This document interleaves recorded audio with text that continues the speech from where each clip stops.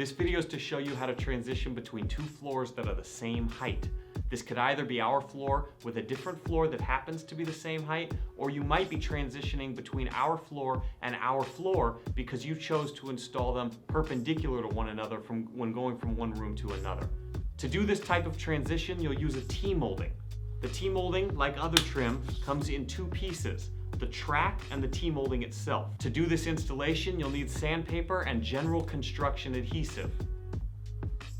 In this example, we're transitioning between our floor and an existing floor that's different, but happens to be the same height. Before using adhesive, test to see if the track can slide gently underneath the existing floor. If not, you will need to take the track and trim one edge of it to bring it closer to that existing floor. In this example, as you can see, the track does slide underneath the existing floor.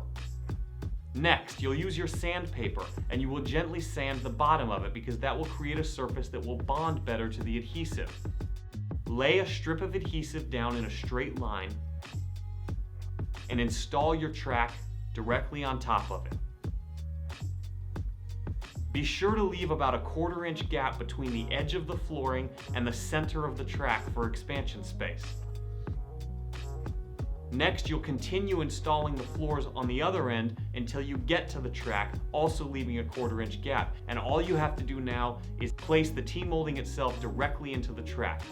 With a little bit of force, it will snap in easily, and you're all done. If you have any questions, you can call, chat, or email us anytime.